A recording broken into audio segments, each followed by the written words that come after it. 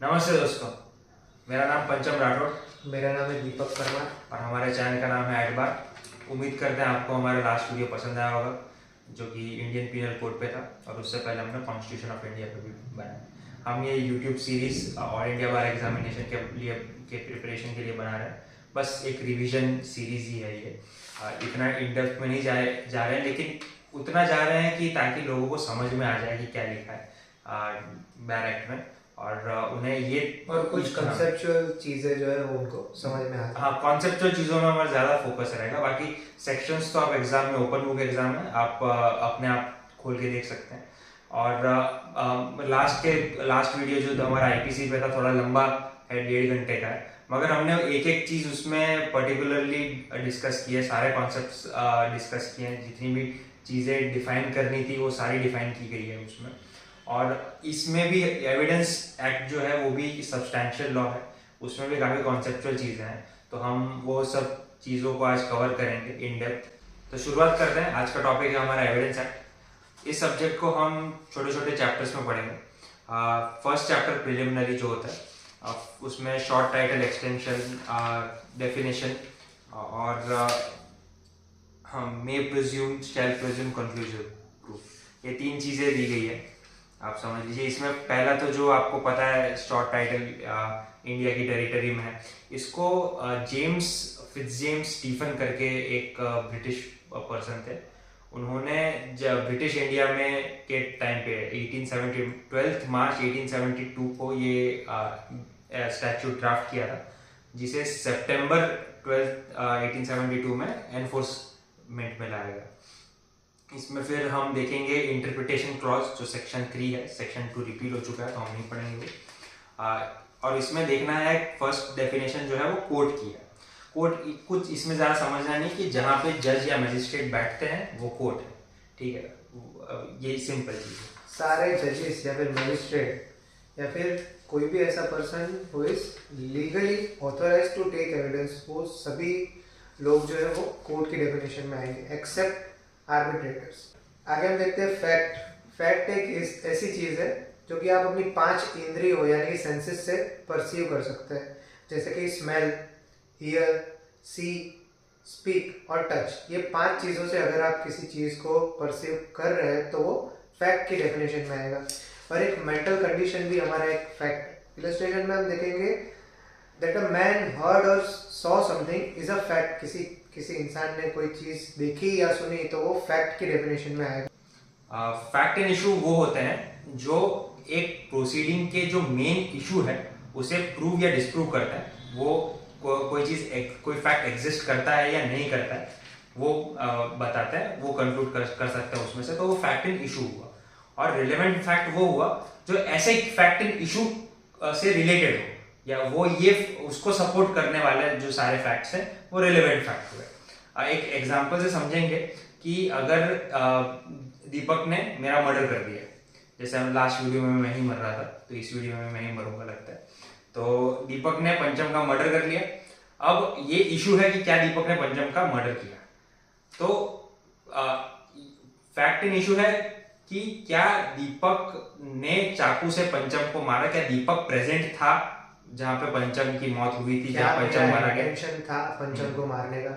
हाँ, ये हुआ फैक्ट एंड इशू।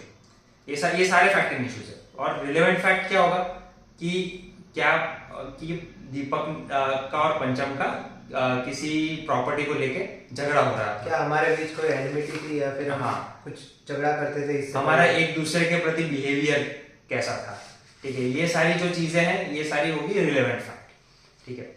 अभी आगे बढ़ते हैं हम डॉक्यूमेंट में। डॉक्यूमेंट हमने आगे के आईपीसी के वीडियो में भी डिस्कस किया हुआ है, पर देख लेते हैं एक बार।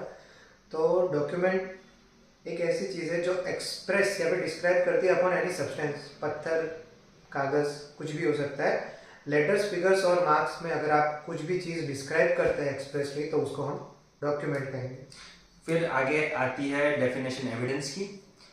जो भी कोर्ट परमिट करती है या कोर्ट रिक्वायर करती है किसी भी चीज़ को प्रूव करने के लिए, या किसी भी विटनेस की टेस्टिमनी, वो होता है एविडेंस। टेस्टिमनी से मेरा मतलब है उसका स्टेटमेंट, हाँ, जो मांगती है कोर्ट वो एविडेंस होगा। वो इलेक्ट्रॉनिक फॉर्म में भी हो सकता है, डॉक्यूमेंट फॉर्म में भी हो सकता है, ओरल फॉर्म में भी हो सकता है। उसमें एविडेंस ठीक है, काट दूंगा।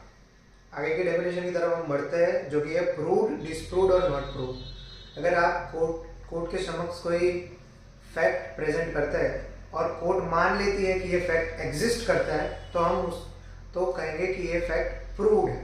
अगर कोर्ट नहीं मानती कि भाई ये फैक्ट जो है वो एग्जिस्ट करता है, तो उसको हम डिस्प्रूव्ड बोलेंगे।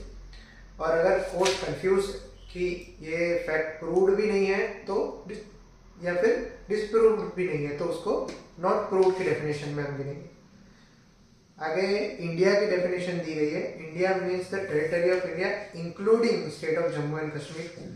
उसके बाद हमारा सेक्शन 4 स्टार्ट होता है, जो कि मे प्रिजम्पशन पर है। इसमें हम मे प्रिजम्पशन, शेल प्रिजम्पशन और कंक्लूसिव प्रूफ, ये तीनों के बारे में बात करेंगे। ये सबसे ये इम्पोर्टेंट सेक्शन कह सकते हैं, क्योंकि अगर ये सेक्शन हम नहीं समझ पाएंगे तो आगे के जितने भी आगे कॉन्सेप्ट हैं एविडेंस एक्ट में और जितने भी प्रोविजंस है एविडेंस एक्ट में, वो हम नहीं समझ पाएंगे, क्योंकि ये एविडेंस के वैल्यू को बताता है। जब कोर्ट में कोई एविडेंस प्रेजेंट हो रहा है, के पास क्या क्या सिनेरियोस है उस एविडेंस को कंसीडर करने का, कोर्ट उस एविडेंस के साथ क्या कर सकता है, उसको बेसिकली कोर्ट उस एविडेंस को तीन कैटेगरी में डिवाइड करती है। एक मे प्रिज्यूम, जहां पर कोर्ट का डिस्क्रेशन होता है कि ये हमें एडमिट करना है, मानना है या फिर नहीं मानना है।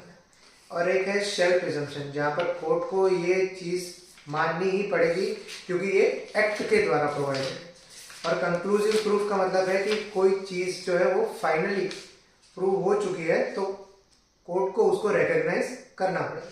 जैसे उदाहरण देते हैं इस सेक्शन में कि सेक्शन 113 जो है 113A, उसमें मे प्रिज्यूम का एक अच्छा एग्जांपल दिया गया है। इसमें लिखा है कि presumption as to abetment of suicide by a married woman. इसमें लिखा है द कोर्ट मे प्रिज्यूम, ठीक है। तो इस what will the court presume कि अगर किसी शादीशुदा महिला का सुसाइड हुआ है, तो ये प्रिज्यूम करने में आएगा कि वो उसके हस्बैंड या उसके हस्बैंड के रिलेटिव्स ने किया है। और वैसे ही 113B जो है वो शेल प्रिजम्पशन के बारे में बात करता है, जिसमें लिखा गया है presumption as to dowry death. मतलब अगर किसी भी फीमेल की डेथ 7 साल के अंदर, उसके मैरिज के 7 साल के अंदर हो जाती है और ऐसा रिकॉर्ड पर आता है कि वो she has been amount to cruelty, उसके साथ क्रूएल्टी हुए, तो ऐसा माना जाएगा कि डाउरी को लेकर उसकी डेथ हुई है। फिर देखते हैं कंक्लूसिव प्रूफ जो है वो सेक्शन 41 में डिस्क्राइब किया गया है। उसमें section 41 is about relevancy of certain judgements in probate jurisdictions. इसमें आप देख सकते हैं कि वो जो जजमेंट ऑर्डर या डिक्री है वो एक कंक्लूसिव प्रूफ है किसी का लीगल कैरेक्टर डिनोट करने के लिए। सेक्शन 112 भी हमारा कंक्लूसिव प्रूफ के बारे में बात करता है, जो कि कहता है birth during marriage conclusive proof of legitimacy. मतलब अगर वैलिड मैरिज के दौरान कोई बच्चा पैदा होता है तो वो जो बच्चा है वो लेजिटिमेट माना जाएगा और वही कंक्लूसिव प्रूफ माना जाएगा। इसके बाद हम आगे बढ़ते हैं। तो ये हमारे 3 जो डेफिनेशन थे या फिर कॉन्सेप्ट कह सकते हैं, मे प्रिजम्पशन, शेल प्रिजम्पशन और कंक्लूसिव प्रूफ। अगला चैप्टर है ऑफ रिलेवेंसी ऑफ फैक्ट्स। इसमें सेक्शन 5 देखेंगे evidence may be given of facts in issue and relevant facts. मतलब ये सिंपल ये बोलता है कि कोई भी फैक्ट जो फैक्ट इन इशू या रिलेवेंट फैक्ट नहीं है वो फैक्ट को कोर्ट मानेगा नहीं। लेकिन इसके बाद के जितने भी सेक्शन है सेक्शन 15 तक, वो सारे सेक्शन उसके एक्सेप्शंस कह सकते हैं कि और कौन से केसेस में ऐसे फैक्ट्स को भी कोर्ट मानेगा। ठीक है, तो हम एक एक करके डिस्कस करेंगे। सेक्शन 6 से शुरू करते हैं। तो सेक्शन 6 जो है relevancy of facts forming part of same transaction, इसमें हमें रेस जेस्टे के प्रिंसिपल को देखने मिलता है। जो रेस जेस्टे प्रिंसिपल है that is an exception to hearsay evidence. What is hearsay evidence? Hearsay evidence मतलब कहीं सुनी बातें। जब कोई ट्रांजैक्शन में जो पार्टीज है उसके अलावा किसी पार्टी ने कुछ कहीं से उसको कहीं सुनी बात की खबर है और वो जब कोर्ट को सुना कह रहा है, मतलब डायरेक्ट नहीं है, ये सेकेंडरी तरीके से आ रहा है। ठीक है, तो ये चीज को हियरसे एविडेंस मानते हैं। और एविडेंस एक्ट के जो 3 गोल्डन रूल है उसमें hearsay evidence is not accepted. बाकी के दो रूल कौन से हैं? कि best evidence must be produced, और थर्ड रूल है कि evidence must be confined to the matter in issue, to the fact in issue, वहीं तक कन्फाइंड होना चाहिए। ठीक, चलिए आगे। इसमें हियर से एविडेंस हम क्या है हमने समझ लिया, और ये इसका एक्सेप्शन है। इसको एक एग्जांपल के साथ समझेंगे कि ए जो है बी का हस्बैंड है और बी की हत्या हो चुकी है। अब ए और बी जब झगड़ा कर रहे थे तब उसका जो पड़ोसी था उन्होंने उनका झगड़ा सुना, वो वहां पे मौजूद नहीं था, उसने सिर्फ सुना, और इनका जो स्टेटमेंट है ये कोर्ट में एक्सेप्ट होगा अंडर दिस सेक्शन। आगे बढ़ते हैं सेक्शन 7 की तरफ, जो कि बात करता है fact which are occasion, cause और effect of the fact in issue. अब इसको हम डायरेक्ट एक एग्जांपल के थ्रू ही समझ लेते हैं। जैसे कि पंचम को किसी ने लूट लिया, तो वो फैक्ट कि पंचम इससे पहले मेले में गया था और उसने ऐसा बोला कि ये सूटकेस है मेरे पास जिसमें 5 करोड़ रुपए, ऐसा सबको बोल रहा था, 5-10 लोगों को उसने बता लिया, और उसके 2 घंटे बाद उसको लूट लिया गया। तो ये जो बातें पंचम बताता फिर रहा है सबको कि भाई मेरे पास 5 करोड़ रुपए है, वो भी रेलेवेंट फैक्ट मानी जाएगी। उसके बाद हम आगे बढ़ते हैं सेक्शन 8 की तरफ, मोटिव, प्रिपरेशन एंड प्रीवियस और सब्सिक्वेंट कॉन्टेक्ट। इसमें सिंपल बात ये कही गई है कि जब कोई फैक्ट इन इशू है उसके पीछे का मोटिव क्या है, उसको लेकर कोई प्रिपरेशन हुई है, या फिर उसके पहले का कोई कॉन्डक्ट अक्यूज का, या फिर उसके बाद का कोई कंडक्ट, तो ये सारे फैक्ट जो है वो रेलेवेंट फैक्ट माने जाते हैं। इसको हम एक एग्जांपल के थ्रू देखेंगे। जैसे कि पंचम की किसी एक पर्टिकुलर टाइप के जहर पीने से मौत हो गई। अब ये जहर एक दिन पहले मैंने बाजार से कहीं से प्रोक्योर किया था, तो वो फैक्ट जो है वो रेलेवेंट माना जाएगा, क्योंकि उससे पता चल सकता है कि क्या मैंने पंचम का मर्डर किया है या नहीं। तो प्रीवियस कंडक्ट हुआ है, सब्सिक्वेंट कंडक्ट का हम देखें तो पंचम जो है वो जहर वाले पानी के गिलास में से पानी पीकर मेरे सामने मर रहा है, और मैं कुछ कर नहीं रहा हूँ, उसको सिर्फ देख रहा हूँ ऐसे कि हाँ भाई वर्क कर रहा है ये चीज। तो या फिर उसके बाद ये खुशी मनाना, ठीक है, जब ये खुश हो गए गाना गाने नाचने लगता है, हाँ, तो ये उसका सब्सिक्वेंट कंडक्ट। या फिर मैं वहां से भाग जाता हूँ, जैसे कि हिट एंड रन के केस में होता है, हाँ, कि गाड़ी ठोकर भाग जाते हैं, तो आपका ये सब्सिक्वेंट कंडक्ट भी जो है वो दोनों प्रीवियस कंडक्ट और सब्सिक्वेंट कंडक्ट दोनों को देखिए, दोनों के ऊपर जो फैक्ट होंगे ये भी रेलेवेंट माने जाएंगे। आगे बढ़ते हैं। सेक्शन 9 दिया गया है फैक्ट्स नेसेसरी टू एक्सप्लेन और इंट्रोड्यूस रिलेवेंट फैक्ट्स। इसमें सिंपल चीज है कि किसी फैक्ट इन इशू में कोई चीज है उसको डिस्क्राइब करने के लिए के लिए जो कोई फैक्ट होता है वो फैक्ट भी रिलेवेंट होता है। इसको एक एग्जांपल के तौर में हम समझेंगे कि दीपक की मृत्यु के बाद उसकी प्रॉपर्टी उनके लीगल हेयर को जानी थी, तो उनकी प्रॉपर्टी की जो कंडीशन है वो फैक्ट भी रिलेवेंट हो। आगे बढ़ते हैं। सेक्शन 10 थिंग्स सेड और done by conspirator in reference to common design. ठीक है, इसमें हम बात करेंगे एक डायरेक्ट एग्जांपल ले लेते हैं इलस्ट्रेशन की, इसमें बात करेंगे। जैसे कि मैं जो है वो गवर्नमेंट ऑफ इंडिया के खिलाफ वॉर डिक्लेयर करता हूँ, पंचम जो है उसके खिलाफ कुछ आर्म्स या फिर उसके लिए वॉर के लिए कुछ आर्म्स या फिर एम्यूनेशन कलेक्ट करता है, दूसरा हमारा दोस्त जो है वो पैसे कलेक्ट करता है, तीसरा जो हमारा दोस्त है वो यूरोप में कुछ आर्म्स या फिर एम्यूनेशन कलेक्ट करता है और फिर वहाँ से दिल्ली भिजवाता है, और चौथा हमारा दोस्त जो है वो दिल्ली से हमारे पास पहुँचाता है और हम एक वॉर डिक्लेयर कर देते हैं गवर्नमेंट ऑफ इंडिया पे। अब हम में से किसी ने भी ये कॉमन डिज़ाइन जो है उसको लेकर कोई भी फैक्ट अगर डिक्लेयर किया तो वो एक रेलेवेंट फैक्ट माना जाएगा इस पूरे कॉमन डिजाइन के लिए। किसी ने इतने भी 4 लोगों में से किसी ने भी किया तो वो रिलेवेंट फैक्ट माना जाएगा। सेक्शन 11 जो है when facts not otherwise relevant becomes relevant, इसमें कॉन्सेप्ट एलिबाई का डिस्कस किया गया है, आपने सुना होगा मूवीज में।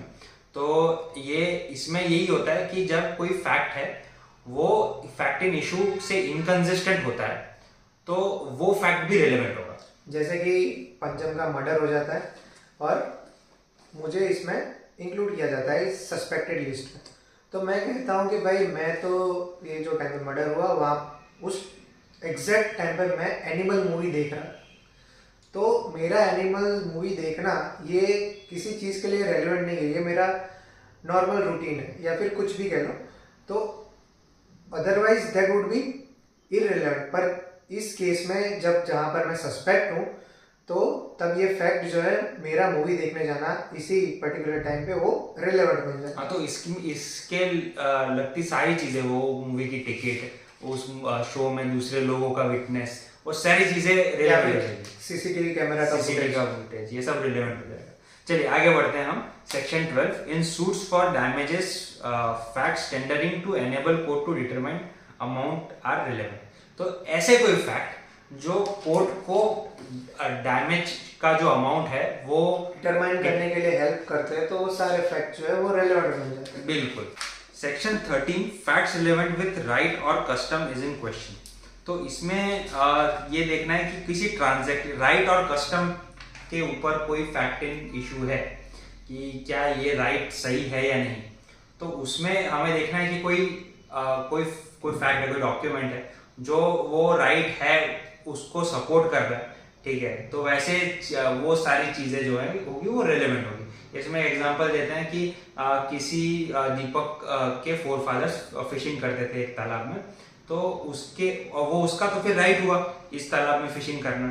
तो अब इसके लिए उसने किसी तबके के, वहाँ के कोई जमींदार था, कोई रजवाड़ा था, उनसे कोई परमिशन ली थी, ऐसा कोई डॉक्यूमेंट है उसके पास, तो वो यहाँ पे रेलेवेंट होगा, ठीक है। चलिए आगे बढ़ते हैं। Section 14, fact showing existence of state of mind और बॉडीली फीलिंग्स। तो यहाँ पे जो है मेंटल, क्या कहते हैं, मेंटल साइकोलॉजी एक इंसान की क्या है, उसको वो डिटरमाइन करने के लिए कोई एविडेंस हो तो वो भी रेलेवेंट होगा। फॉर एग्जाम्पल देख सकते हैं कि अगर स्टेट ऑफ माइंड से मतलब है कि वो उसके पास नॉलेज थी, उसने नॉलेज पे उसका रिएक्शन क्या था, ये स्टेट ऑफ माइंड होता है। इसमें हाँ इलस्ट्रेशन देखते हैं कि अगर दीपक के पास एक कुत्ता है, उसने उसके गली में से मैं गुजर रहा था और मुझे कुत्ते ने काट लिया, दीपक का कुत्ता था, ठीक है। अभी अगर दीपक के पड़ोस में कि मैं 3 लोग लेके आता हूं जिनको उसी कुत्ते ने काटा है, और जब उन्होंने दीपक को कंप्लेन की तो दीपक ने कुछ नहीं किया, ठीक है। तो ये जो फैक्ट है कि 3 लोगों को भी काटा था उसके कुत्ते ने और दीपक ने कोई कुछ एक्शन नहीं लिया उस पर, कुत्ते को बांध के नहीं रखा, कुत्ते को सही जगह पे नहीं रखा, तो वो फिर एक रिलेवेंट फैक्ट होगा। आगे बढ़ते हैं सेक्शन 15 की तरफ। सेक्शन 15 की तरफ बढ़ते हैं। Fact bearing on question whether an act was accidental और इंटेंशनल। मतलब आपका जो एक्ट है वो एक्सीडेंटल है या फिर इंटेंशनल है। ये एक एग्जांपल के थ्रू समझते हैं। काफी फेमस केस है ऑर्फन किलिंग का, जहाँ पर 2 कपल जो है वो ऑर्फन को अडॉप्ट करते थे बार बार और उनको मार देते थे। तो जब ये केस लाइमलाइट में आया और उन पर चार्जेस फ्रेम हुए, तब ऐसा रिकॉर्ड पे आया कि वो लोग पहले भी ऐसा कर चुके हैं 10-15 बच्चों के साथ, कि उनको अडॉप्ट किया फिर उनका ब्रूटल तरीके से मर्डर कर दिया। तो ये जो है वो एक्सीडेंटल डेथ नहीं है वो ऑर्फन की, ये काफी इंटेंशनल सोची समझी प्लानिंग है मर्डर की। वो अडॉप्ट कर ही रहे हैं, पहले से ही ऐसा करते आए हैं। बराबर। सेक्शन 16 की तरफ हम बढ़ते हैं। Existence of course of business when relevant. तो इसमें हम एक आरपीएडी का एग्जांपल लेते हैं। जैसे कि 138 की हम नोटिस किसी क्लाइंट को देते हैं या फिर उनके बिहाफ में हम सर्व करते हैं आरपीएडी के थ्रू, तो वो जो हमें रिसिप्ट मिलती है वो हम कोर्ट में सबमिट करते हैं और कोर्ट ऐसा मान लेती है कि ये जो हमने आरपीएडी किया है डॉक्यूमेंट, वो जो अक्यूज्ड है उनको मिल चुका है, जो दूसरी पार्टी उनको मिल चुका है। मतलब जो कोर्स ऑफ बिजनेस है, नॉर्मल कोर्स ऑफ बिजनेस, वो हो चुका है ट्रांजेक्शन। आगे हम बात करते हैं सेक्शन 17 की। जो अब सेक्शन 17 से कुछ सेक्शंस हैं जो सेक्शन 31 तक, ये सारे एडमिशन और कन्फेशन के बारे में बात करते हैं। तो अभी एडमिशन की डेफिनेशन देखते हैं सेक्शन 17 में। इसका admission is a statement. Statement कैसे भी हो सकता है, डॉक्यूमेंट हो सकता है, ओरल हो सकता है, इलेक्ट्रॉनिक फॉर्म में हो सकता है। स्टेटमेंट जो है वो सिर्फ मतलब कोई अंडरटेकिंग सा ही है कि ये चीज बोली गई है, ये मैं दावे के साथ कहता हूँ, ऐसा। ये कोई दूसरे प्रकार का कोई एविडेंस नहीं है, ठीक है। चलिए आगे बढ़ते हैं। सेक्शन 18 जो है admission by party to proceeding और हिज एजेंट। तो जो चीज जो प्रोसीडिंग में जो पार्टीज है वो कुछ बोल रही है, वो स्टेटमेंट दे रही है, तो वो इस सेक्शन के तहत वो रिलेवेंट एडमिशन जैसे कि या फिर पार्टी खुद कहती है, या फिर उनके बिहार में उसका एजेंट कहता है, या फिर रिप्रेजेंटेटिव कहता है, या फिर कोई भी पार्टी जो सब्जेक्ट मैटर में इंटरेस्टेड है वो कुछ स्टेटमेंट देती है, तो उसको भी हम एडमिशन की डेफिनेशन में इंक्लूड करेंगे। सेक्शन 18 हमारा बात करता है admission by person whose position must be proved as against party to the suit. इसको हम एग्जाम्पल की तरफ समझते हैं। जैसे कि मैंने पंचम को बोला कि आपको मेरे बिहाफ में किसी पार्टी से रेंट कलेक्ट करना है, और पंचम वो रेंट नहीं कलेक्ट कर पाता है, तो मैं पंचम पर एक सिविल सूट फाइल कर देता हूँ कि इसने मेरा रेंट कलेक्ट नहीं किया, और पंचम ऐसा सबमिशन करता है कि रेंट जो है वो ड्यू ही नहीं हुआ था। अब अगर वो तीसरी पार्टी है जहाँ पर जिसको रेंट पे करना है, वो अगर कोर्ट में कहती है कि हाँ भाई रेंट ड्यू हो गया था और पंचम ने कलेक्ट नहीं किया, तो उसका जो स्टेटमेंट है वो पार्टी टू द सूट नहीं है, सिर्फ हम दोनों के बीच में जो है वो केस चल रहा है, और वो कुछ एडमिशन करती है ऐसे सिनेरियो में, उसका एडमिशन जो है वो एडमिसिबल माना जाएगा।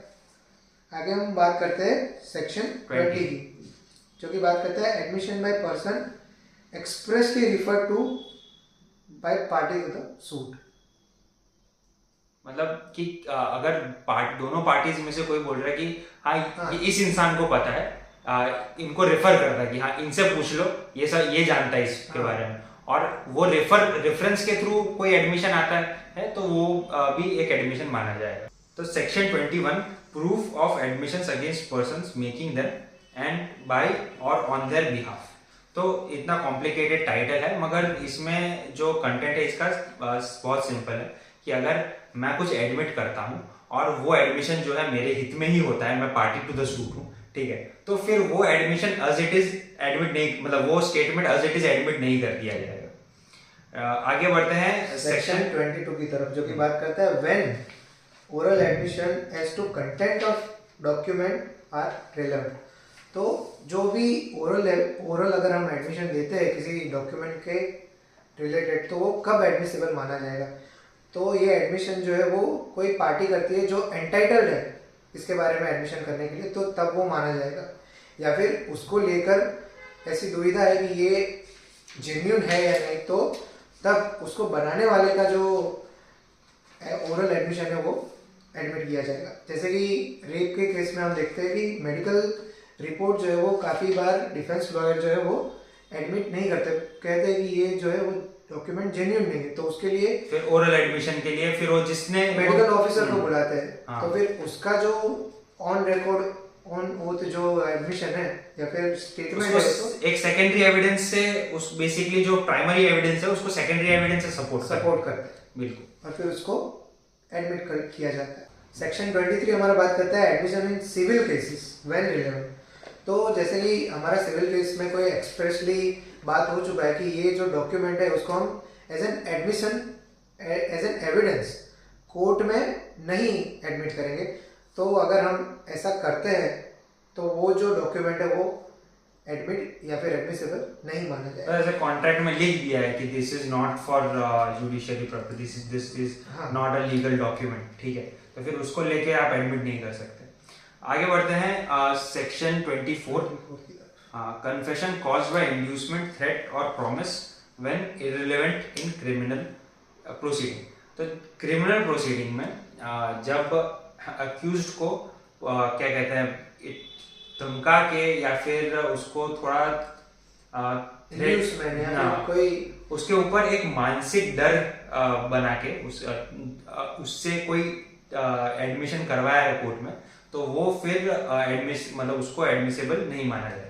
इसके साथ हम सेक्शन 28 देख लेते हैं। Confession made after removal of impression caused by inducement, threat और प्रॉमिस इज रिलेवेंट। जैसे कि बात करी हमने कि कोई भी क्रिमिनल केस में अक्यूज को अगर थ्रेट या फिर इंड्यूसमेंट से कोई कन्फेशन दिलाया जाता है तो वो एडमिसिबल नहीं माना जाता, पर अगर कोर्ट वो सारी थ्रेट्स और इंड्यूसमेंट को हटा देती है और फिर भी अक्यूज सेम कन्फेशन देता है तो वो कन्फेशन एडमिसिबल माना जाएगा। ये हमारा बात करता है सेक्शन 28। और सेक्शन 25 जो है वो ये बात करता है कि पुलिस ऑफिसर को दिया गया कन्फेशन कोर्ट में एडमिसिबल नहीं नहीं। सेक्शन 26 बात करता है कि पुलिस कस्टडी में, है। अभी इसमें डिफरेंस क्या है कि पुलिस कस्टडी में किसी को भी कोई बात कही गई हो, किसी दूसरे इंसान, पुलिस पर्सन के अलावा भी किसी को दी गई हो, तो वो बात भी कोर्ट में एडमिसिबल नहीं है, क्योंकि वो पुलिस की कस्टडी में है। ठीक है, तो पुलिस की कस्टडी में ये हमेशा डर रहता है कि भाई ये कुछ गलत डर से बोल रहा है, कुछ प्रेशर से बोल रहा है, ये क्राइम किया है, उससे फुसला के कोई कन्फेशन निकलवा लिया हो सकता है।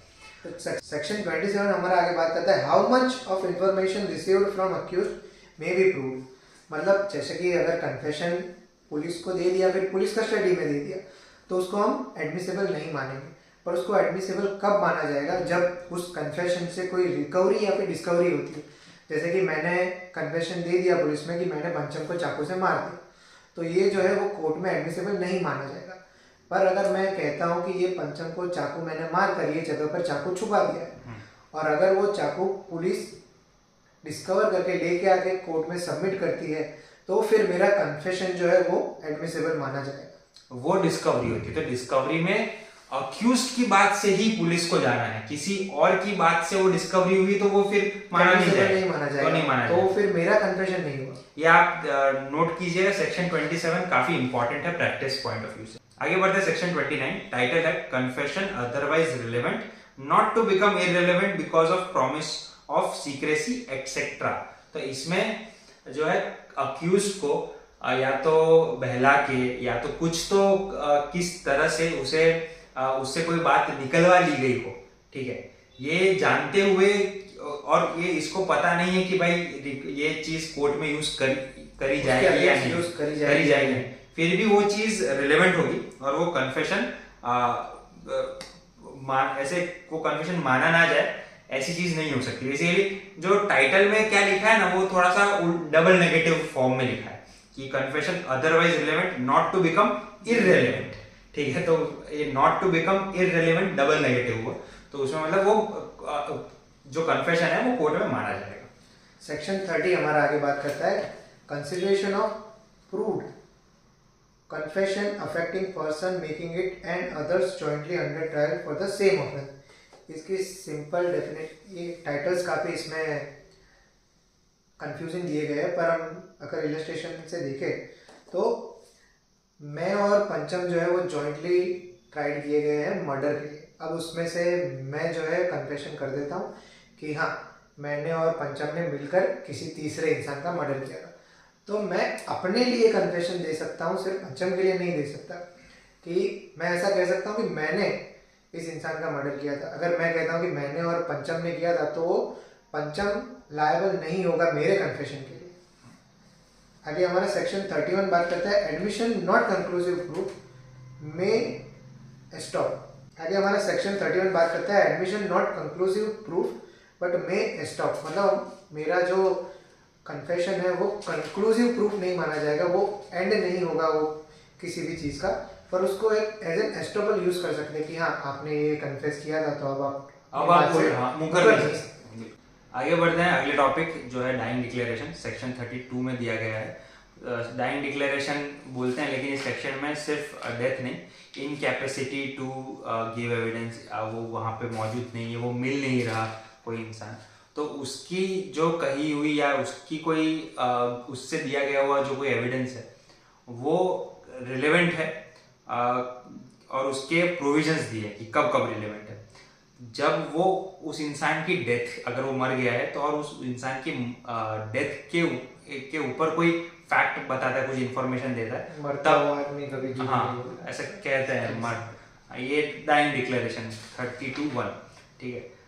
तो मरता हुआ आदमी कभी झूठ नहीं बोलता, हाँ, वो इसमें है। When it relates to death. 2 is made in course of business, किसी बिजनेस के कंटिन्यूएंस में कोई चीज कही गई हुई है तो वो भी रिलेवेंट है। 3 अगेंस्ट इंटरेस्ट ऑफ मेकर, ये बहुत स्पेसिफिक केस है कि जब ये एविडेंस देने वाला इंसान ने ये तब बोला है जब अगर वो सच बोलता तो वो किसी क्रिमिनल प्रोसीडिंग में फंस जाता, तो और ये बोलने की वजह से उसको पेक्यूनरी नुकसान हुआ है, लेकिन अगर वो सच बोलता तो वो क्रिमिनली लायबल होता, और उसकी जगह उसने सिविल लायबल चूज किया, तो तब भी तो ऐसे फैक्ट भी रिलेवेंट होता है। सबसेक्शन 4 है giving opinions to public right और कस्टम, ये भी रिलेवेंट होगा। और relates to existence of relationship, किसी रिलेशनशिप के बारे में अगर जैसे कोई इंसान मर जाता है और उसके बाद वो पता चलता है कि किसने किसी खत में किसी चिट्ठी में लिखा है कि हाँ मेरी एक संतान है जो मैंने दुनिया से छिपा के रखी है, उसको मैं वहाँ पे इसको दे के आया हूँ, ठीक है। एंटरटेनमेंट मूवी की स्टोरी है। हाँ, ये कोई बॉलीवुड पिक्चर का स्क्रिप्ट है, लेकिन ऐसे केसेस में के लिए भी हमारे एविडेंस एक्ट में प्रोविजन है। हाँ, फिर जो 6 पॉइंट है, जब when it is made in will और deed relating to family affairs, तो किसी विल में किसी चीज का मेंशन है तो डेफिनेट जाहिर सी बात है कि विल बनाने वाला अब नहीं रहा, ठीक है, तो तब भी वो चीज रेलेवेंट होगी जब वो विल में है। और इस in document relating to transaction mentioned in section 13, तो सेक्शन 13 में जब हमने बात की थी कि दीपक के जो फोर फादर्स मछुआरे थे और उसका राइट था किसी तालाब में फिशिंग करना, तो उसमें जो डॉक्यूमेंट था उसके बारे में ये चीज होगी, तो डेफिनेटली अब तक तो वो राजा जीवित नहीं होगा, ना ही उसके फोर फादर जीवित होंगे, तो तब वो डॉक्यूमेंट काम में आ गया।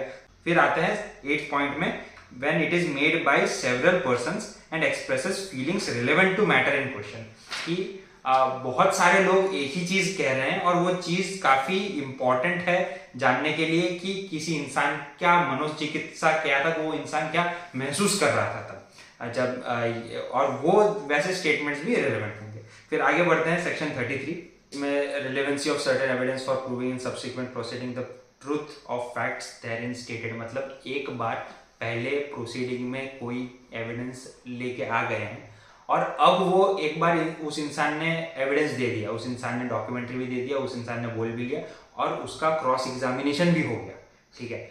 फिर उसके बाद सब्सिक्वेंट प्रोसीडिंग में वो आ नहीं पाता है, वो गायब हो जाता है, वो उसकी डेथ हो जाती है, तो वो पहले दी गई हुई जो गया हुआ जो एविडेंस है वो मानने में आएगा और इनफैक्ट उससे उस प्रोसीडिंग से निकलती हुई जो आगे की प्रोसीडिंग है उसमें कोई जजमेंट आ गया और उसके बाद कोई प्रोसीडिंग हुई उसी मैटर के रिलेटेड, तो उसमें भी वो एविडेंस हम एज इट इज यूज कर सकते हैं, वो रेलेवेंट होगा, ठीक है। अब सेक्शन 34 से 38 हम देखेंगे काफी जल्दी।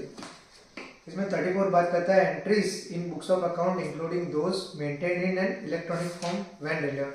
तो जैसे कि मैं रोजमर्रा की जिंदगी में एक बुक्स ऑफ अकाउंट मेंटेन करता हूँ और उसमें मैं लिख देता हूँ कि मुझे पंचम से 5 लाख रुपए लेने, तो ये बुक्स ऑफ अकाउंट जो मैंने लिखा सिर्फ लिख देने से वो प्रूव नहीं हो जाता और उसको एडमिसेबल नहीं मान लिया जाएगा, उसके लिए मुझे फर्दर एविडेंसेस भी देने होंगे।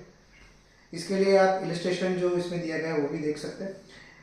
सेक्शन 35 हमारा बात करता है relevancy of entry in public records. तो पब्लिक रिकॉर्ड्स में जो भी पब्लिक ऑफिशियल है उसने अगर कोई एंट्री की है तो वो जो है वो ऑफिशियल मानी जाएगी और उसको अपने आप में एडमिसेबल और रेलेवेंट माना जाएगा। जैसे कि बर्थ सर्टिफिकेट हो गया, जो बर्थ और डेथ रजिस्टर जो है वो अपना स्टैम्प एंड साइन से रजिस्टर करता है, तो वो अपने आप में एक रेलेवेंट फैक्ट और ऑफिशियल डॉक्यूमेंट हो गया। वैसे ही हमारा सेक्शन 36 बात करता है relevancy of statement in maps charts and plans. तो कोई भी अगर मैप्स चार्ट्स और प्लेन्स जो है सेंट्रल गवर्नमेंट या फिर स्टेट गवर्नमेंट द्वारा पब्लिकली पब्लिश किए गए हैं तो वो सारे ऑफिशियल माने जाएंगे और उसको रेलेवेंट माना जाएगा। सेक्शन 37 सेम हमारा बात करता है एक्ट्स और नोटिफिकेशन के बारे में। तो इसमें अगर किसी central government, state government, parliament ने कोई एक्ट या फिर नोटिफिकेशन पास किया है तो उसको ऑफिशियल माना जाएगा और उसको रेलेवेंट माना जाएगा। ऐसे ही एक जो चीज़ है वो है ऑफिशियल गैजेटिव, उसको भी एक रेलेवेंट और ऑफिशियल डॉक्यूमेंट माना जाएगा। वैसे ही हम बात करेंगे सेक्शन 38 की, जो कि बात करता है लॉ बुक्स के बारे में। तो किसी भी अगर कोर्ट को अगर किसी दूसरी कंट्री के लॉ बुक्स का रेफरेंस लेना है तो वो बुक उस पार्लियामेंट में पास करी गई है, वो एक्ट जो है वो पास किया गया है पार्लियामेंट के द्वारा, तो उसको हम ऑफिशियल मानेंगे और उसको रेलेवेंट मान के एडमिट करेंगे। आगे बढ़ते हैं कि how much of a statement is to be proved. Simple सी बात है, सेक्शन 39 में ये लिखा गया है कि जब तुम किसी पार्ट को कोट कर रहे हो किसी बुक के या किसी सेक्शन के लेजिस्लेशन के, तो तुम्हें वो पूरा अज इट इज बताना है, वो पूरा जो टॉपिक है बुक का वो बताना है, क्योंकि कॉन्टेक्स्ट इंपॉर्टेंट है किसी स्टेटमेंट को जानने के लिए। तो सिर्फ किसी सेक्शन का कुछ पार्ट ले लोगे आप तो चीजें आपको उल्टी समझ में आएगी जो नहीं है। तो इसलिए जब भी आप कोई एविडेंस दे रहे हो तो एज इट इज पूरा कॉन्टेक्स्ट उसको देना पड़ता है, पूरा कंटेक्स्ट देना पड़ता है कोर्ट में।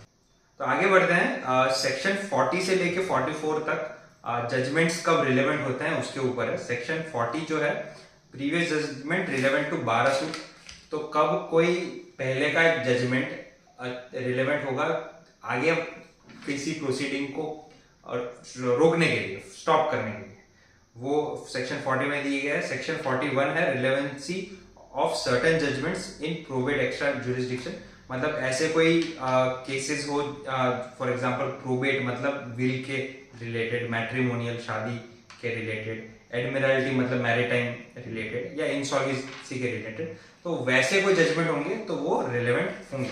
हाँ, मतलब कोर्ट ने एक बार अगर किसी को इंसॉल्वेंट डिक्लेयर कर दिया तो फिर आप उससे पैसे मांगने के लिए उसके घर पर नहीं जाएंगे, हाँ। क्योंकि कोर्ट ने उसको इंसॉल्वेंट डिक्लेयर कर दिया। जी। सेक्शन 42 में देखेंगे कि ऐसे जजमेंट्स जो सेक्शन 40 और 41 में नहीं दिए गए हैं वो भी रिलेवेंट होंगे। कब? जब वो जजमेंट्स ऐसे मैटर्स के थे जो पब्लिक नेचर में काफी रिलेवेंट है और उसमें इंक्वायरी करनी काफी इंपॉर्टेंट है, तो भी वो जजमेंट्स रिलेवेंट हो सकते हैं, पर उसको कंक्लूसिव प्रूफ नहीं बोला जाएगा। हाँ, जैसे हम एग्जांपल लेते हैं इसको, ये काफी कंफ्यूजिंग कॉन्सेप्ट लगा होगा कि मान लो दीपक के ऊपर मैंने केस किया है कि वो मेरी जमीन के ऊपर से जा रहा था, ट्रेसपास कर रहा था, ठीक है, और दीपक ट्रेसपास कर रहा था और मेरे पास उसके लिए डिक्री है कि भाई हाँ ये इसके ऊपर ट्रेसपास का डिक्री है, जजमेंट है कि इस पे ट्रेसपास का वो कन्विक्शन हो गया, चलो मान लेते हैं। और दीपक क्लेम कर रहा है कि नहीं भाई, दीपक फिर आगे जाके दूसरे केस में कहता है कि वहां से एक रास्ता है, मेरा राइट ऑफ वे है, और तो फिर ये जो जजमेंट है पहले वाला कि उसको ट्रेसपास में उसको किया गया है कन्विक्ट, तो वो रिलेवेंट हो। ठीक है, आगे बढ़ते हैं सेक्शन 43 की तरफ, जो की बात करता है judgment etcetera other than those mentioned in section 40, 42 और 41 are irrelevant unless the existence of such judgment order decree is a fact in issue or relevant fact। मतलब आगे जो हमने भी जजमेंट की बात करी, वो सारे जजमेंट जो है वो इररिलेवेंट माने जाएंगे। कब तक? जब तक वो जजमेंट खुद फैक्ट इन इशू या फिर रिलेवेंट फैक्ट नहीं है।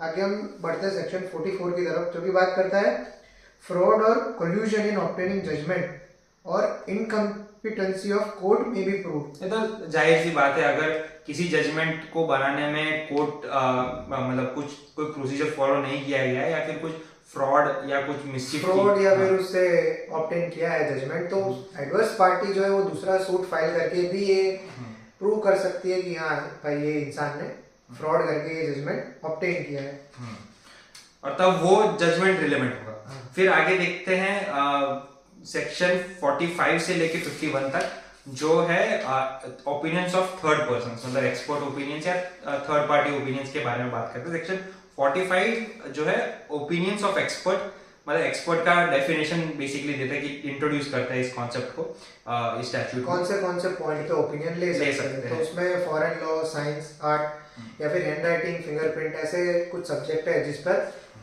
ओपिनियन ऑफ एक्सपर्ट लिया जा सकता है। हाँ, किसी तीसरे इंसान का ओपिनियन मैटर करेगा, बाकी किसी प्रोसीडिंग में किसी और इंसान का ओपिनियन सच कोई मायने नहीं रखता। हाँ। मगर कुछ ऐसे फैक्टर कि जजेस भी हर चीज में सब्जेक्ट मैटर एक्सपर्ट नहीं होते, सब जिसकी ज्यादा एक्सपर्टीज है अगर उसका ओपिनियन तब जज के लिए मैटर करेगा।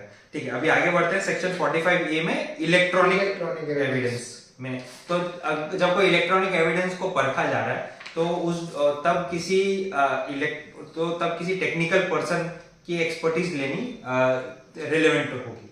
आगे हम बढ़ते हैं सेक्शन 46 की तरफ, जो की बात करता है facts bearing upon opinion of expert. अब इसमें सिंपल सा एग्जांपल ये दिया गया है कि सपोज पंचम की साइनाइड से मौत हो जाती है, मैं क्यों मर रहा हूँ, और डॉक्टर आगे कहते हैं कि हाँ भाई हमने दूसरे जो अगर सेम सिम्टम्स से मर रहे हैं वैसे ही सेम सिम्टम्स पंचम दिखा रहा है, तो वो उसका ओपिनियन जो है वो डॉक्टर का वो एक्सपर्ट ओपिनियन माना जाएगा और उसको रेलेवेंट माना जाएगा। फिर सेक्शन 47 है opinions as to handwriting.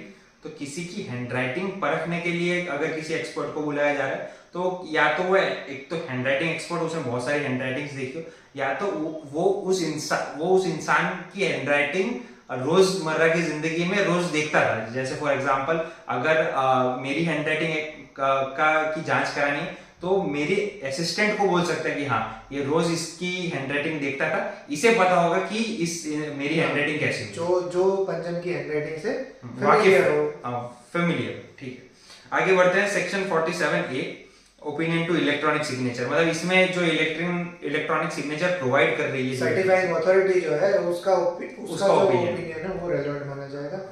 Section 48 में मेंशन है opinions as to existence of right और कस्टम्स व्हेन रिलेवेंट।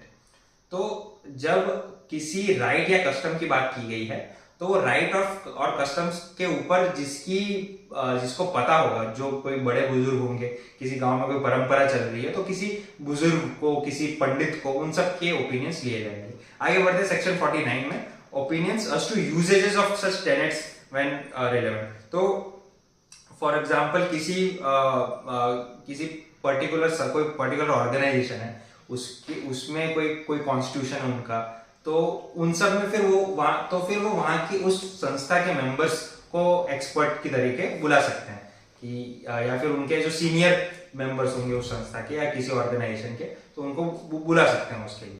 आगे बढ़ते हैं हम सेक्शन 50 की तरफ, opinion on relation when relevant. तो अगर कोर्ट को कोई ओपिनियन चाहिए किसी के रिलेशन के बारे में, तो अगर कोई इंसान उस रिलेशन के बारे में जानता है, उस इंसान का ओपिनियन जो है वो रेलेवेंट माना जाएगा और उसको कोर्ट में एडमिसिबल माना जाएगा, जिस भी इंसान को वो रिलेशन के बारे में नॉलेज है। अभी section 51 grounds of opinions when relevant, इसका मतलब है कि कोई भी एक्सपर्ट अगर ओपिनियन दे रहा है कोर्ट में तो वो एज एन एक्सपर्ट कैसे वो क्वालिफाइड है, वो ग्राउंड भी इंपॉर्टेंट है। आगे बढ़ते हैं सेक्शन 52 से 55 जो कैरेक्टर के रिलेवेंस के ऊपर डिस्कस कर रहे हैं। कब आपका रेलेवेंट बन जाता है? हाँ, तो सेक्शन 52 है कि in civil cases character to prove conduct irrelevant, मतलब कि सिविल केसेस में किसी का कंडक्ट किसी की मनोचिकित्सा की उसका बिहेवियर सच क्या होता है वो इररिलेवेंट है। Section 53 in criminal cases previous good character relevant, मतलब अगर आप पर कोई क्रिमिनल केस है और आपका कंडक्ट अगर प्रीवियसली अच्छा रहा है तो वो एक रेलेवेंट फैक्ट माना जाएगा। ऐसे ही कोई इंसान सुबह उठ के मर्डर नहीं कर देता है, अगर वो अपनी जिंदगी अच्छी तरीके से जीते आया है तो वो उसका गुड कैरेक्टर है, तो वो रेलेवेंट माना जाएगा। सेक्शन 53A इंसर्ट किया था 2013 में, जो काफी इंपॉर्टेंट है। इसमें प्रीवियस सेक्सुअल एक्सपीरियंस को इररिलेवेंट माना गया है कि एक इंसान का सेक्सुअल एक्सपोजर जो रह चुका है, उसका सेक्सुअल एक्सपीरियंस रह चुका है इससे पहले, वो मैटर नहीं करता उसके कैरेक्टर को जज करने के लिए। जैसे कि हमने आईपीसी में देखा था रेप और रेप का डेफिनेशन 376 में, तो अगर उसमें किसी विक्टिम के कैरेक्टर को लेकर बात करी गई है और वो प्रीवियसली भी सेक्सुअली एक्टिव है, तो उसका जो प्रीवियस सेक्सुअल एक्सपोजर है उसको इररिलेवेंट माना जाएगा। अभी पिंक मूवी तो हम सबने देखी है। आगे चलते हैं section 54 previous bad character not relevant accept in reply, मतलब जब कोई गुड कैरेक्टर दे रहा है किसी इंसान का तो हम उसको रिफ्यूट करने के, उसको रिबट करने के लिए ही एक इंसान का बैड कैरेक्टर दे सकते हैं, उसके अलावा सच नहीं दे सकते। सेक्शन 55 हमारी बात करता है कैरेक्टर एज अफेक्टिंग डैमेजेस।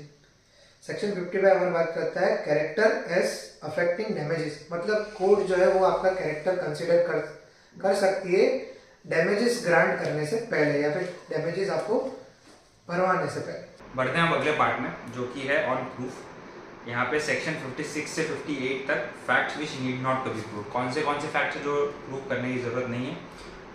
जो सेक्शन 56 में कहा है कि जो जुडिशियली नोटिसेबल है वो प्रूव करने की जरूरत नहीं है।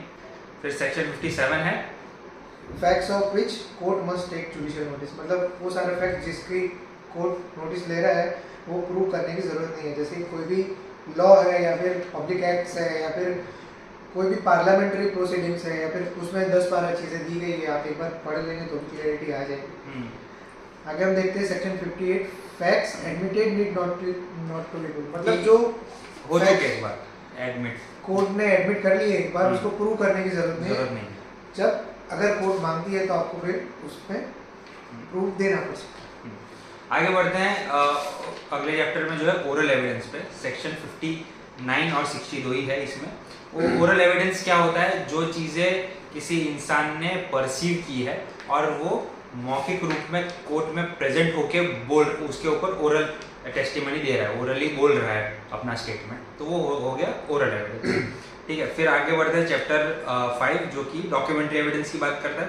और ये डॉक्यूमेंट्री एविडेंस मतलब कि वो भी दो तरह के हो सकते हैं, प्राइमरी एविडेंस या सेकेंडरी एविडेंस। तो ये सेक्शन 61 में था है और सेक्शन 62 में प्राइमरी एविडेंस को डिस्क्राइब किया है। प्राइमरी एविडेंस जो कि वो डॉक्यूमेंट है जो एक ही हो सकते हैं या वो पार्ट्स में भी हो सकते हैं प्राइमरी डॉक्यूमेंट, मतलब वो document itself is primary evidence. हाँ, कि उसका ना कोई कॉपी या दूसरा कुछ नहीं है, ये जो ओरिजिनल डॉक्यूमेंट है वही प्राइमरी है। बिल्कुल, जो कोर्ट में सबमिट कर रहे हैं वही है। ठीक है, बस चलिए। सेकेंडरी एविडेंस हमारा बात करता है कि अगर उस डॉक्यूमेंट से आपने कोई सर्टिफाइड कॉपीज बनाई है या फिर ओरिजिनल में से कोई कॉपी बनाई है या फिर ओरिजिनल को कंपेयर करके कोई कॉपी बनाई हुई है या फिर कॉपी करके उसको ओरिजिनल के साथ कंपेयर किया गया है, तो वो सारे फोटो लिया गया हो या ऐसा कुछ भी, जेरोक्स भी जो भी लिया हो, वो ये सब इसमें आता है सेक्शन 63 सेकेंडरी एविडेंस। फिर आगे बढ़ते हैं सेक्शन 64 की proof of documents by prime. मतलब इसमें यही है कि जो हमारा एविडेंस का जो रूल है कि बेस्ट एविडेंस हाँ मस्ट बी प्रोवाइडेड। मतलब जो कि प्राइमरी एविडेंस है वो बेस्ट एविडेंस है, सेकेंडरी एविडेंस कोर्ट कंसीडर नहीं करेगी जब प्राइमरी एविडेंस मौजूद है तो। फिर आगे बढ़ते सेक्शन 65, जब प्राइमरी एविडेंस नहीं है, ठीक है, और सेकेंडरी एविडेंस को कराना है एडमिट, तो उसकी कंडीशंस दी गई है। ठीक है, तो उसमें सेक्शन 65A में 65 के सब क्लॉज ए में है, कुछ चीजें दी गई है जैसे कि ओरिजिनल डॉक्यूमेंट खो गया है या फिर ओरिजिनल डॉक्यूमेंट उस पार्टी के पास है जिसके खिलाफ वो ओरिजिनल डॉक्यूमेंट प्रूव करना है, तो ऐसे केसेस में हम सेकेंडरी एविडेंस का उपयोग कर सकते हैं। और उसमें सेक्शन आगे के सेक्शन 66 में उसकी उसके लिए नोटिस देना पड़ेगा कोर्ट को, वो प्रोसीजर मेंशन की गई है। ठीक है, फिर बढ़ेंगे 65 में दो इंसर्शन हुए, 65A और 65B।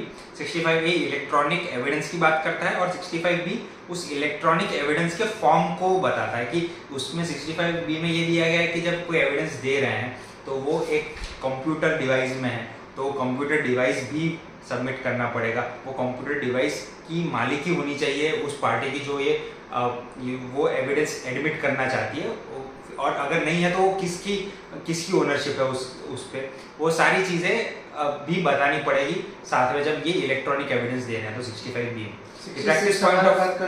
Practice point of view ये भी 65B भी इम्पोर्टेंट है। Practice point of view 65B भी काफ़ी इम्पोर्टेंट है। 66 हमारा बात करता है rules as to notice to procedure. अगर हमने बात करी कि कोई डॉक्यूमेंट दूसरे के पास है जिसके खिलाफ उसको प्रूव करना है, तो उस केस में एडवर्स पार्टी क्या कर सकती है, तो आप उसको नोटिस दे सकते हैं या फिर कोर्ट द्वारा उनसे नोटिस दिलवा सकते हैं कि भाई ये डॉक्यूमेंट आप कोर्ट में एडमिट कराएंगे। अब सेक्शन 67 से 73A जो है सिग्नेचर्स की बात करता है, तो इसमें वो प्रूफ माना जाएगा कि साइन किया है तो ये प्रूफ है, यानी हम कहते हैं कि हाँ लिख के दे और साइन करके दे, तो ये जो है ये सेक्शंस कवर करते हैं। इसमें 67 देखते हैं, इसमें लिखा है कि अगर कोई इंसान ने ये चीज़ लिखी है और उसके नीचे साइन किया है, तो ये माना जाएगा कि जिस इंसान की हैंडराइटिंग से वो लिखा गया था उसी इंसान ने अपनी हैंडराइटिंग से नीचे सिग्नेचर किया। ये है 67A में ये है कि इसमें जो इलेक्ट्रॉनिक सिग्नेचर के प्रोवाइडिंग जो अथॉरिटी है, सर्टिफाइंग एजेंसी है, वो इस चीज़ को वेरीफाई करेंगे इलेक्ट्रॉनिक सिग्नेचर के केस में। सेक्शन 68 में दिया गया है कि proof of execution of document required by law to be attested. तो इसका मतलब है कि अगर कोई डॉक्यूमेंट है जो लीगली अटेस्ट करना ज़रूरी है, तो उस डॉक्यूमेंट का एग्जीक्यूशन हुआ है उसके लिए भी एक विटनेस को आके कोर्ट में as an evidence, oral evidence देना पड़ेगा, वो इम्पोर्टेंट है। सेक्शन 69 में ये लिखा गया है कि जब कोई विटनेस अलाइव या मौजूद नहीं है टेस्टिफाई करने के लिए किसी डॉक्यूमेंट के एग्जीक्यूशन के बारे में, तो तब वो उसका कोई रिटर्न उसने कहीं पे लिखा हुआ डॉक्यूमेंट हो जिसमें उसने साइन किया हो, तो वो डॉक्यूमेंट भी चलेगा। ठीक है, फिर सेक्शन 70 हमारा बात करता है admission of execution by party to attested document. मतलब कोई डॉक्यूमेंट है उसमें किसी पार्टी ने एज एन अटेस्टेड साइन किया है, अगर वो खुद एडमिट कर लेता है कि हाँ भाई मुझे ये डॉक्यूमेंट एग्जीक्यूट करवाना है, वो चाहे कॉन्ट्रैक्ट हो, विल हो, कुछ भी हो, तो उसका जो एडमिशन है वो सफिशिएंट माना जाएगा।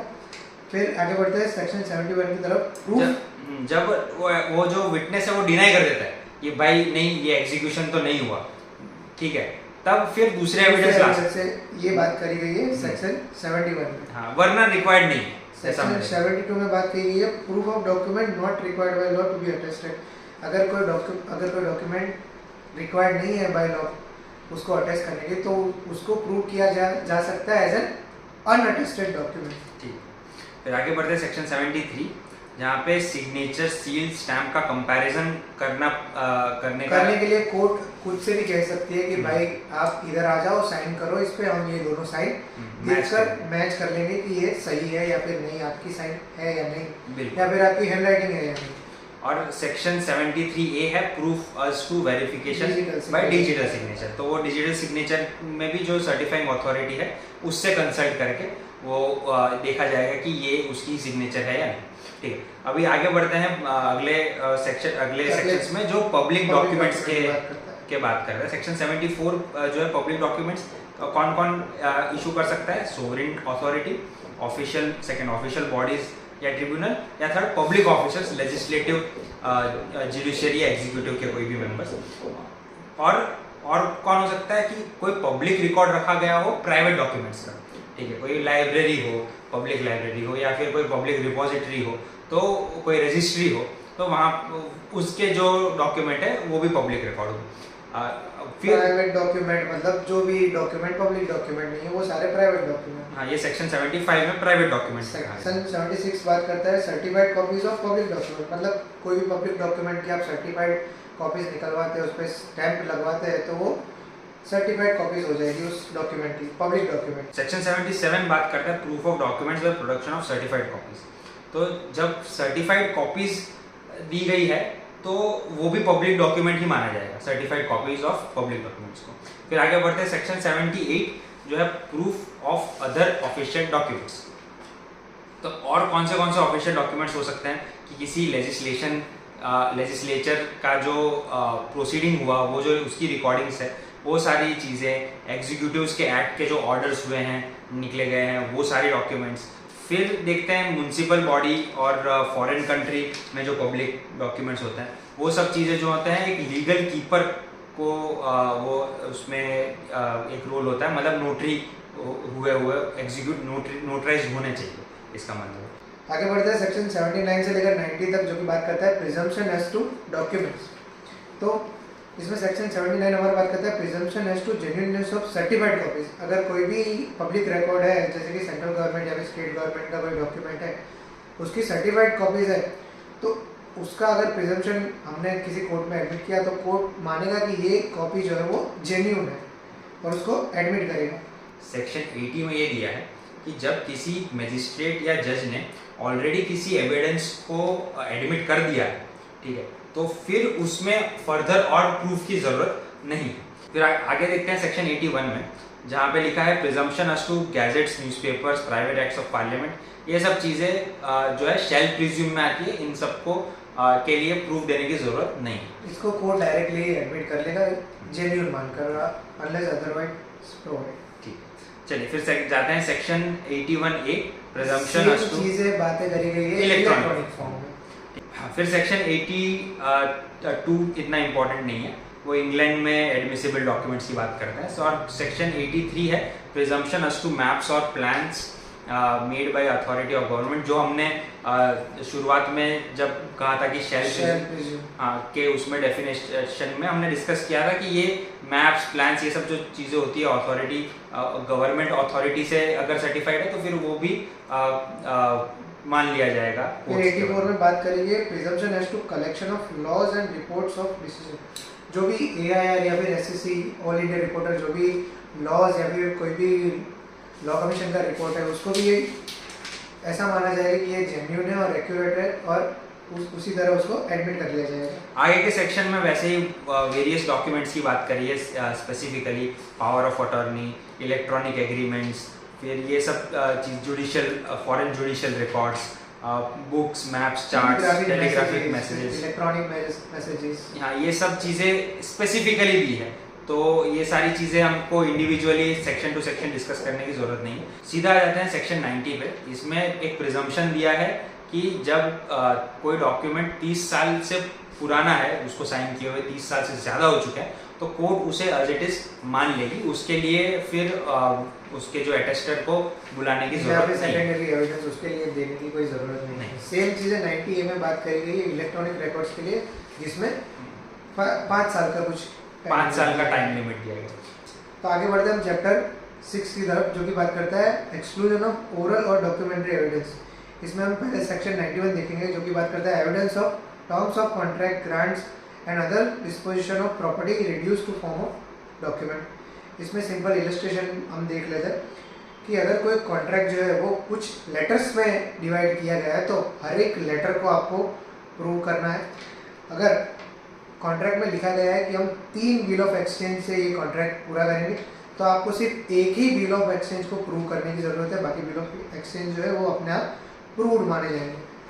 फिर आगे बढ़ते हैं सेक्शन 92 में, जहाँ पे exclusion of evidence of oral agreements है। जब कोई डॉक्यूमेंट में कोई कॉन्ट्रैक्ट था, या जैसे इन्होंने बताया कोई बिल ऑफ एक्सचेंज था, वो प्रूव हो चुका है वो डॉक्यूमेंट को प्रूव करके, तो फिर उसमें फर्दर कोई ओरल एविडेंस या स्टेटमेंट देने की जरूरत नहीं है। लेकिन फिर भी इसमें कुछ प्रोविजंस दिए गए हैं। जो फर्स्ट प्रोविजन है कि वो इलीगल नहीं होना चाहिए, मतलब उसमें फ्रॉड, इंटिमिडेशन नहीं होना चाहिए, ठीक है। वो डॉक्यूमेंट साइन कराने के या फिर उसको उसकी ऑथेंटिसिटी पे ऐसा कोई सवाल नहीं उठना चाहिए। फिर सेकंड प्रोविजन है कि वो कोई कंट्री के लॉ के साथ इनकंसिस्टेंट नहीं होना चाहिए, कि वो किसी कानून के विपरीत नहीं होना चाहिए, इसका मतलब है। फिर प्रोविजन थर्ड है कि क्यों बोल रहे हैं ठीक है, तो काट लेते हैं, आगे बढ़ते। फिर सेक्शन 93 बोल तू, सेक्शन 93। सेक्शन 93 की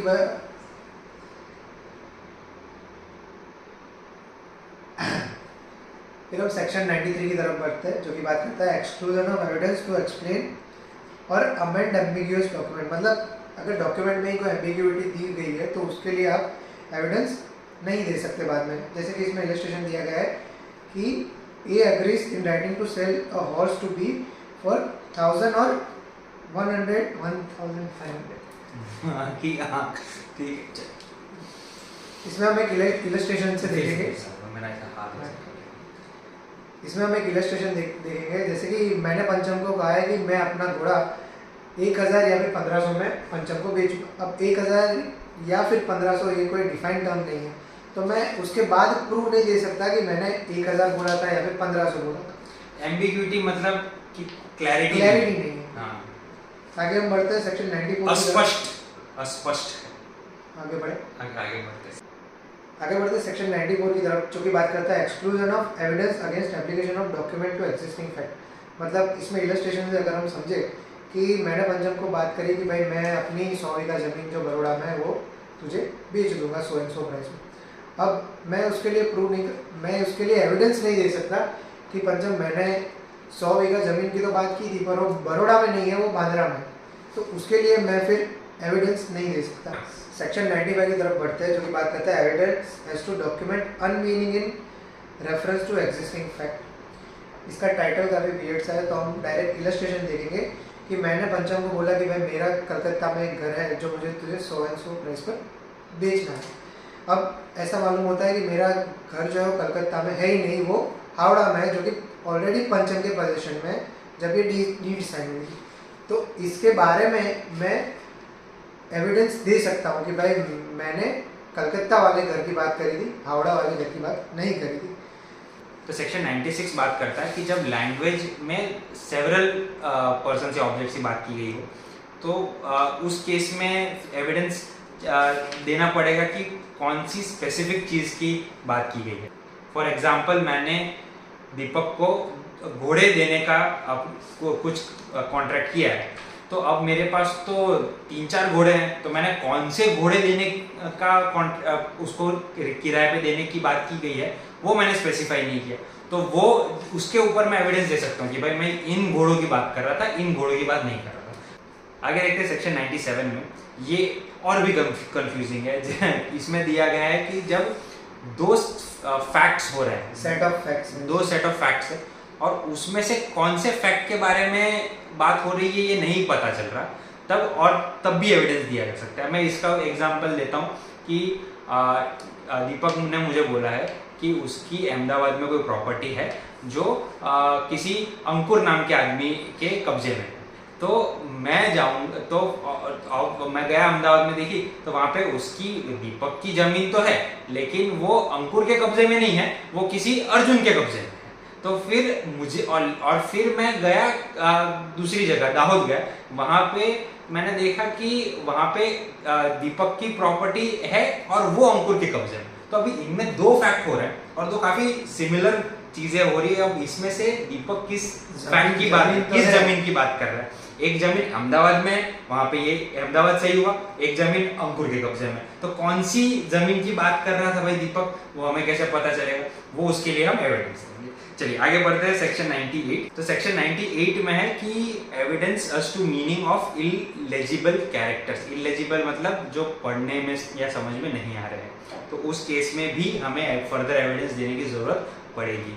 जैसे कि अगर मैं दीपक को बोलता हूँ कि मेरे इतने मॉड्स हैं वो तेरे, या फिर मेरे पास लैपी है वो मैं तेरे को देने वाला हूँ, या फिर मैंने तेरे को देता हूँ इतने रुपए में, तो ये लैपी का क्या मतलब है? लैपी मेरे कुत्ते का नाम भी हो सकता है, किसे पता? ठीक है, तो ये तो कंफ्यूजन हो गया, लैपटॉप है या लैपी है। तो फिर ये नहीं बोलेगा नहीं इसने मेरे को लैपटॉप के बारे में ही बोला था, ये कुत्ता पकड़ा रहा है मेरे को। ठीक है, अभी आगे बढ़ते हैं सेक्शन 99 की तरफ, जो की बात करता है कि कौन एविडेंस दे सकता है अगर डॉक्यूमेंट या फिर कॉन्ट्रैक्ट का टर्म वेरी हुआ तो इसमें ऐसा सिंपली कहा गया है कि दो इंसान के बीच में अगर कॉन्ट्रैक्ट है और कोई इंटरेस्टेड पार्टी तीसरी है तो वो भी एविडेंस दे सकती है।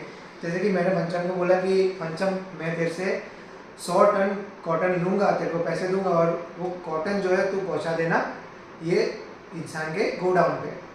तो इसमें इस पूरे ट्रांजैक्शन में वो जो तीसरा इंसान है वो भी एविडेंस दे सकता है कि हाँ भाई हमारी ऐसी बात तो हुई थी कि पंचम कॉटन लेकर आने वाला है, तो वो एविडेंस दे सकता है हम दोनों के एग्रीमेंट के बीच में।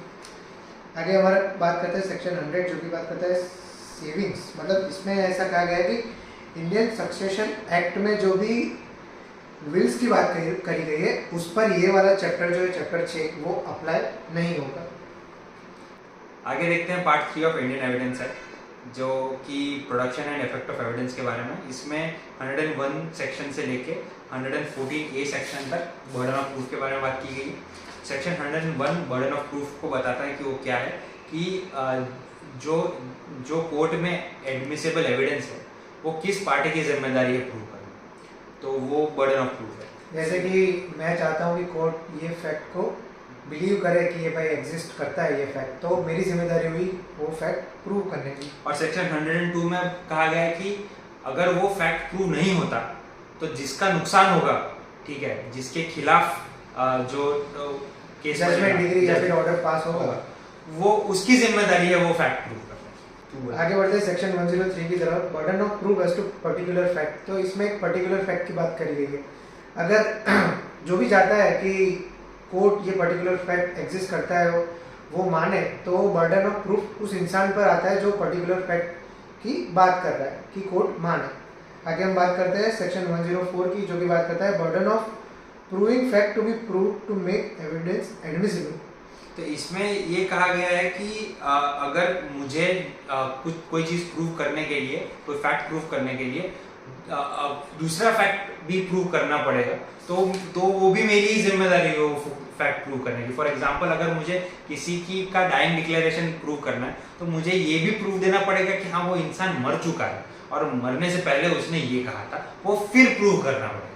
ठीक है, चलिए फिर आगे बढ़ते हैं section burden of proving that case of accuse comes with an exception. Exceptions जो है जनरल एक्सेप्शन हमने पढ़ा था आईपीसी के चैप्टर में।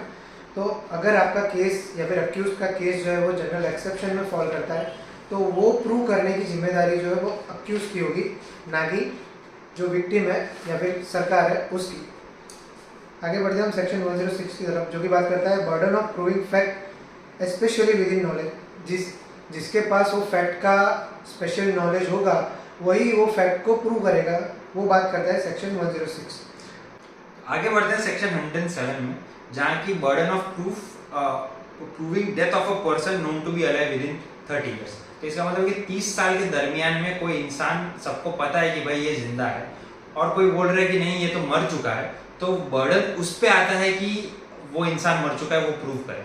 फिर हम आता है सेक्शन 108 में, जिसमें इसमें ही एक आगे प्रोविजन दिया है कि जब burden of proving a person who is alive who has not been heard of for 7 years. और वो कौन सुनेगा उसका, वो है person who would naturally have heard of, मतलब किसी इंसान के बारे में 7 साल के उनके रिलेटिव्स, फ्रेंड्स जो भी है उनके संबंधी, उनको नहीं पता 7 साल के उनके वेयरअबाउट्स कि वो कहाँ है, जिंदा है, मर रहा है, उनको नहीं पता, तो उसको एक तो मुर्दा मान लिया जाएगा।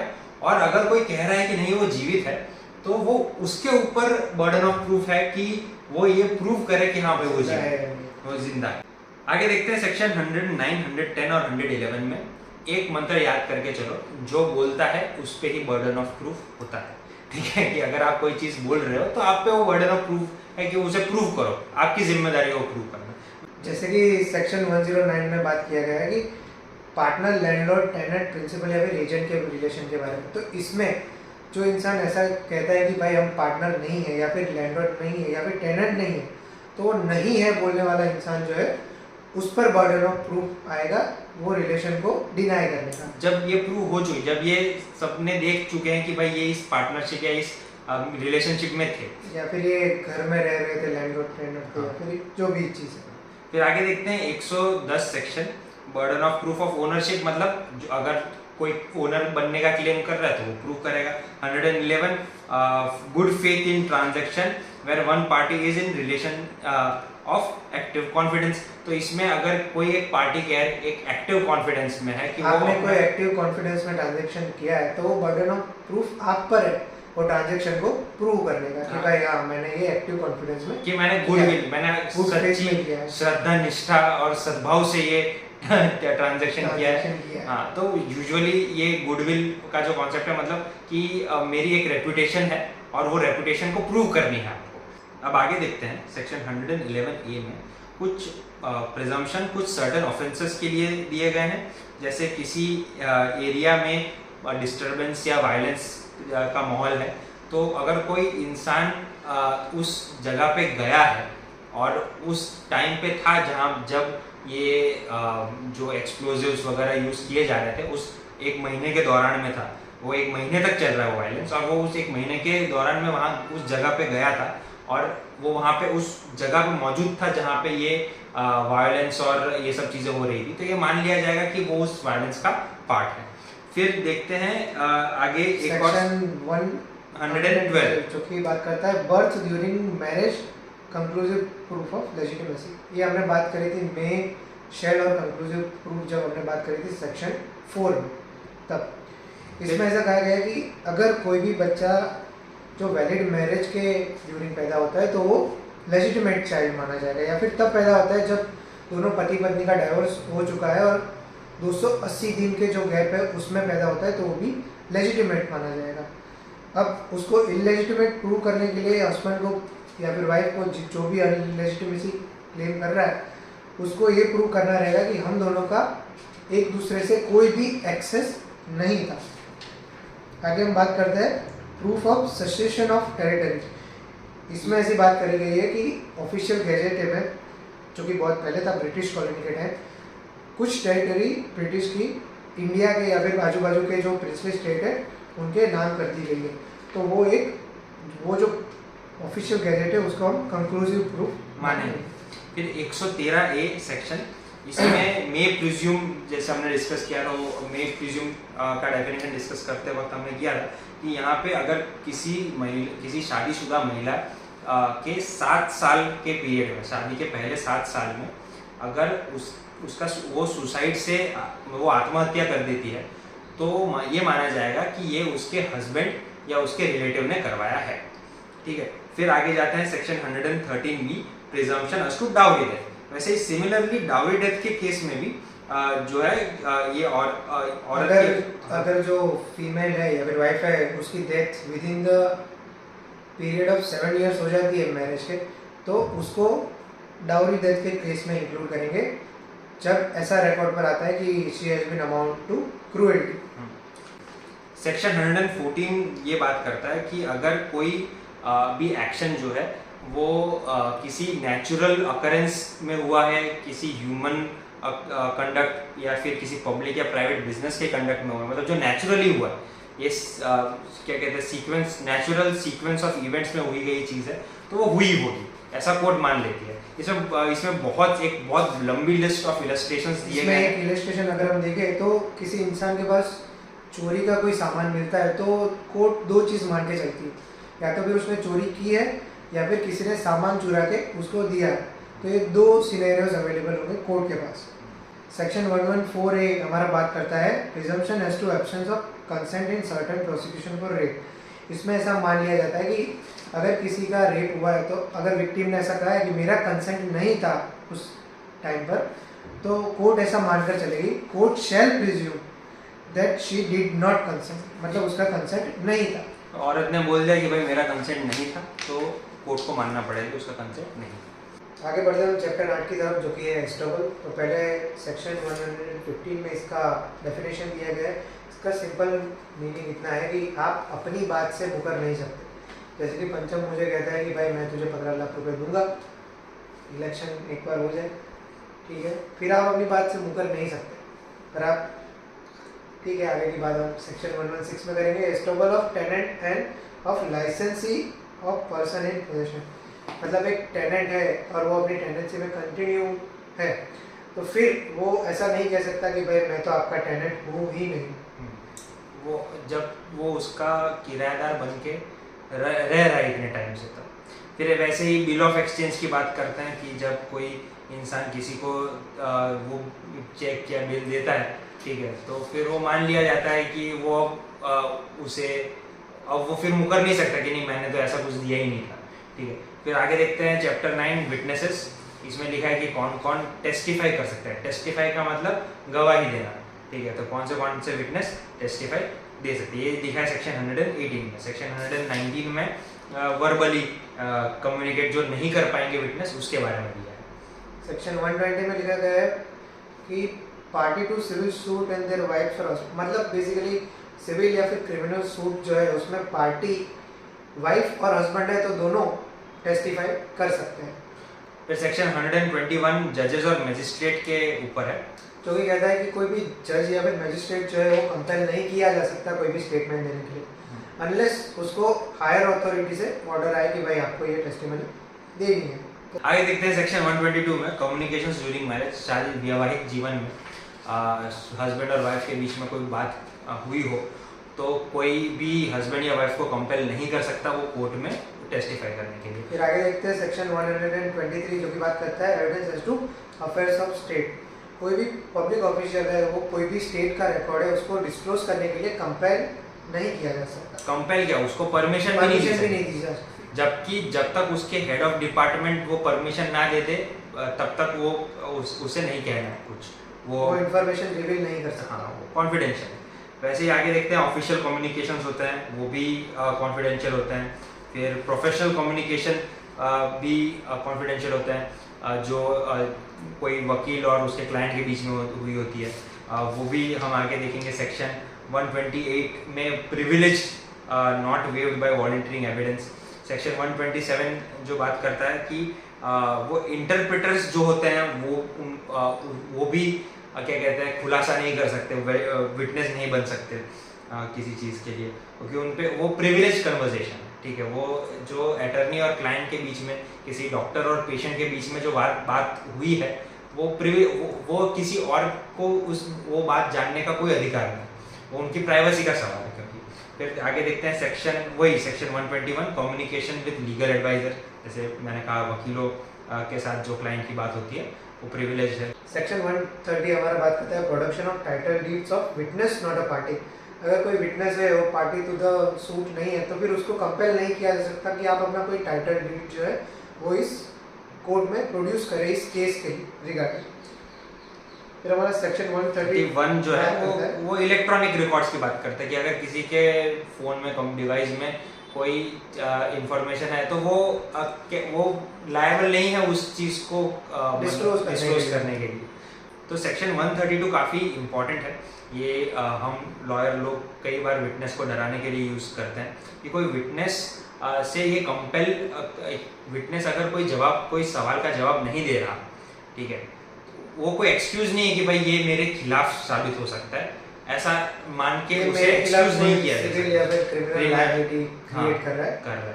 ये कोई जवाब नहीं हो सकता कि इसलिए मैं जवाब नहीं दूंगा, बच नहीं सकता। उसे सवाल का जवाब देना पड़ेगा, बशर्ते उसको उस ट्रायल में वो अपने आप को इंक्रिमिनेट ना कर रहा हो। तो मतलब उस ट्रायल का जो सब्जेक्ट मैटर है उसके लिए अलग से प्रोसीडिंग होगी जिसमें उसे फॉल्स एविडेंस देने के जुर्म में ट्राई किया जाएगा। फिर सेक्शन 133 हमारा बात करता है अकम्प्लिश के बारे में। जैसे कि गुनहगार होते हैं वो एक भी हो सकते हैं, दो भी हो सकते हैं। तो उसमें अगर एक से ज़्यादा है और उसमें से किसी ने बोल दिया कि हाँ भाई हमने सबने मिलकर कोई गुनाह किया था, तो उसको भी कॉम्पिटेंट विटनेस माना जाएगा। फिर सेक्शन 134 जो है नंबर ऑफ विटनेसेस, कितने भी हो सकते हैं, कितने भी विटनेस आप बुला सकते हो किसी केस के लिए। फिर आगे देखते हैं चैप्टर 10 एग्जामिनेशन ऑफ विटनेस। ये काफ़ी इंपॉर्टेंट चैप्टर है। सेक्शन 135 से शुरू करेंगे। इसमें देखेंगे कि production and examination of witnesses, ये they can be produced and examined by the order of law और ऑर्डर ऑफ जज। सेक्शन 136 जजेस to decide as admissibility to evidence. तो ये इनकी पूरी डिस्क्रिप्शन है। ये बात हमने सेक्शन 4 में की थी जब हमने बात की थी मे प्रिजम्पशन, शेल प्रिजम्पशन और कंक्लूसिव प्रूफ।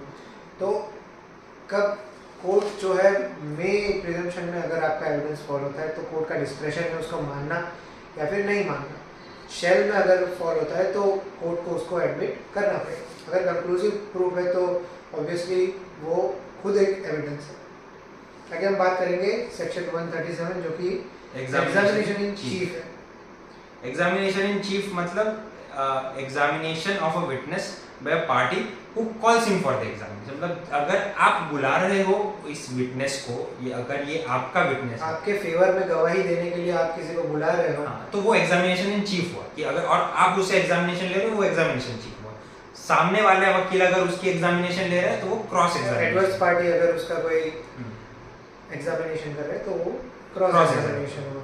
फिर से उसको एग्जामिनेशन करना है आपके विटनेस को तो वो री एग्जामिनेशन होगा। ये 3 मेजर डिफरेंस है इसके। और इसमें ऑर्डर क्या रहेगा एग्जामिनेशंस का, ये सेक्शन 138 में दिया है कि पहले एग्जामिनेशन इन चीफ, उसके बाद क्रॉस एग्जामिनेशन, उसके बाद री एग्जामिनेशन। फिर सेक्शन 139 हमारा बात करता है cross examination of person called to produce a document. Person summon to produce a document does not become a witness. मतलब अगर कोर्ट ने किसी को बुलाया है कि आप ये डॉक्यूमेंट प्रोड्यूस करिए तो उसकी जिम्मेदारी सिर्फ वो डॉक्यूमेंट प्रोड्यूस करने तक ही की है। उसको एज अ विटनेस आप नहीं कॉल कर सकते जब तक कोर्ट की परमिशन ना हो। 140 विटनेस टू कैरेक्टर में दिया कि अगर कोई किसी के कैरेक्टर के बारे में कोई विटनेस बन रहा है कि किसी की क्या के चरित्र के बारे में आके कोई गवाही दे रहा है तो वो कितनी भी बार क्रॉस एग्जामिन या री एग्जामिन किया जा सकता है। सेक्शन 141 हमारा बात करता है लीडिंग क्वेश्चन के बारे में। तो लीडिंग क्वेश्चन होता क्या है, तो ऐसा क्वेश्चन जिसको आप पूछते हो और उसका आंसर एक्सपेक्टेड है तो उसको लीडिंग क्वेश्चन कहा जाएगा। जैसे कि मैं पंचम को एज ए विटनेस बुलाता हूँ और उससे पूछता हूँ कि पंचम तूने पक्का इसका खून होते हुए देखा ना, तो इसका जवाब या तो फिर हाँ हो सकता है या फिर ना हो सकता है, लीडिंग क्वेश्चन। और फिर आगे ये लीडिंग क्वेश्चंस सेक्शन 142 में कहा गया कि कब नहीं हो सकते। वो कब नहीं हो सकते, एग्जामिनेशन ऑफ चीफ में, एग्जामिनेशन इन चीफ में या री एग्जामिनेशन के वक्त, जब जो क्या कहते हैं एडवर्स पार्टी जो है वो ऑब्जेक्ट करती है कि भाई मत पूछिए, तो लीडिंग क्वेश्चन नहीं। फिर भी पूछे जा सकते हैं लीडिंग क्वेश्चन अगर जज इजाजत देता है तो, कोर्ट्स परमिशन। सेक्शन 143 कहता है कि लीडिंग क्वेश्चन क्रॉस एग्जामिनेशन में खुल के पूछे जा सकते हैं, उसमें पूरी छूट होती है एडवर्स पार्टी को क्वेश्चन पूछने के लिए आपके विटनेस। सेक्शन 144 हमारा बात करता है evidence as to matters in writing. तो अगर कोई इंसान जो है वो स्टेटमेंट देता है किसी डॉक्यूमेंट के बारे में जो कि राइटिंग में था, तो वो उसके कंटेंट्स रिवील नहीं कर सकता अनलेस वो document itself is an admitted to the court as an evidence. Section 145 कहता है cross examination as to previous statement writing, मतलब जब विटनेस को अपने ही लिखी हुई चीज़ों के बारे में क्रॉस एग्जामिनेशन में बुलाया जा रहा है। सेक्शन 145 में क्या लिखा गया है कि जब किसी विटनेस से कोई क्रॉस एग्जामिनेशन चल रहा है, सामने वाला वकील उस विटनेस से क्वेश्चंस पूछ रहा है किसी चीज़ के बारे में, किसी फैक्ट के बारे में, और वो पहले क्वेश्चंस पूछ रहा है, उसके बाद फिर वो डॉक्यूमेंट दिखा रहा है, उसमें ये देखो आपने इसमें तो ऐसा लिखा है, आपने तो इसमें ऐसा लिखा है, इस तरह से वो वहाँ पे प्रूव कर रहा है, तो ये भी एडमिसिबल होगा, वैसे क्वेश्चंस भी एडमिट हो सकते हैं। फिर हमारा 146 बात करता है क्वेश्चन लॉफुल इन क्रॉस एग्जामिनेशन, मतलब कौन कौन से क्वेश्चन क्रॉस एग्जामिनेशन में पूछे जा सकते हैं। तो टू टेस्ट हिज वेरासिटी, मतलब वो जो विटनेस है वो सच बोल रहा है या नहीं, उसकी क्रेडिबिलिटी चेक करने के लिए कोई क्वेश्चन हो तो वो पूछा जा सकता है। फिर वो कौन है और उसके लाइफ में क्या पोजीशन है वो जानने के लिए पूछा जा सकता है।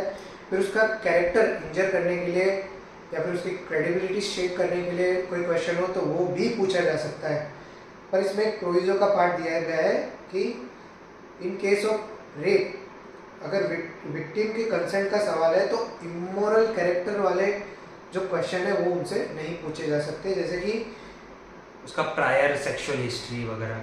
हाँ, जैसे कि वो हैबिचुअली सेक्सुअल इंटरकोर्स में पार्टिसिपेट करती है या नहीं, ऐसे क्वेश्चन जो है वो सेक्सुअल एक्ट्स कौन से परफॉर्म, ये सब जो चीजें होती है ये सब पूछे नहीं जा सकते। नहीं पूछे जा सकते। हाँ, फिर सेक्शन 147 में डिस्कस करेंगे when witness to be compelled to answer, कि कब विटनेस को आंसर देना ही पड़ेगा, हर क्वेश्चन का जवाब देना पड़ेगा जब तक वो सेक्शन 132, यहाँ पे हमने क्या डिस्कस किया कि वो उसको खुद को इंक्रिमिनेट ना कर रहा हो उस क्राइम से, तब तक उसको हर क्वेश्चन का जवाब देना पड़ेगा।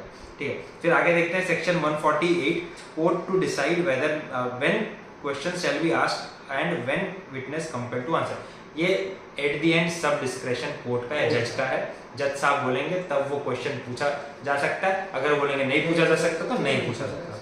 ठीक है, सेक्शन 149 हमारा बात करता है question not to be asked without reasonable ground. आप कोई भी क्वेश्चन नहीं पूछ सकते, कोई ग्राउंड नहीं है तो उसके बिना आप क्वेश्चन नहीं पूछ सकते।